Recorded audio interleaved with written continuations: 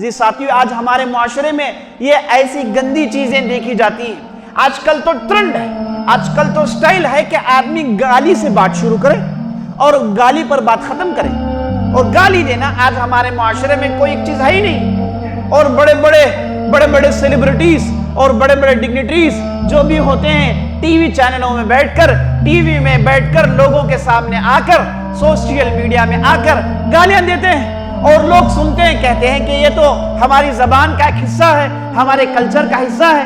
دیکھیے کیسی گندگی پھیلائی جاتی ہے۔ یہ جو زبان ہے، یہ جن چیزوں کو کہتی ہے، دل اسے کرتا ہے۔ کیوں اسلام میں کہا گیا کہ اس زبان کی حفاظت کریں؟ کسی نے کسی کو کچھ کہہ دیا تو اس میں ہو کیا جائے گا؟ یہ سوال پیدا ہو سکتا ہے۔ کسی نے کسی کو کچھ کہہ دیا، اب اسے کیا ہوگا؟ یہ تو زبان الفاظ ہی تھے۔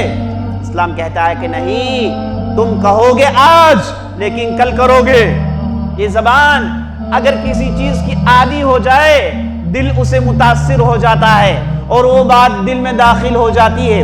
اب جب بات دل میں داخل ہو جاتی ہے، جسم کے دوسرے اعضاء اسے کرنا چاہتے ہیں۔ یہ زبان، اس کا تعلق دل سے ہے، اور یہ جسم کے جتنے بھی اعضاء، جسم کے جتنے بھی پارٹس ہیں، یہ سب دل سے جڑے ہوئے ہیں۔ زبان دل کو خراب کرتی ہے اور دل جسم کے پورے حصوں کو خراب کرتا ہے۔ اس لیے زبان میں جو بھی لفظ لائیں، سوچ سمجھ کر لائیں۔ اسی لیے کہا گیا العاقل لسانہ مدفون تحت عقلہ، العاقل لسانہ مخبوء تحت عقلہ۔ عقل مند آدمی وہ ہے جس کی زبان اس کے عقل کے نیچے دفن ہے۔ عقل مند آدمی وہ ہے جس کی زبان اس کے عقل کے نیچے دفن ہے۔ معنی ہے کہ کہنے سے پہلے سوچتا ہے، بولنے سے پہلے اس پر غور کرتا ہے، اور پھر زبان سے اس لفظ کو نکالتا ہے۔ بے وقوف آدمی وہ ہے، کم عقل آدمی وہ ہے، جاہل آدمی وہ ہے جو بول دیتا ہے اور بعد میں سوچتا ہے، زبان سے کہہ دیتا ہے اور بعد میں سوچتا ہے۔ یہ آدمی، اس کے اندر جہالت ہے۔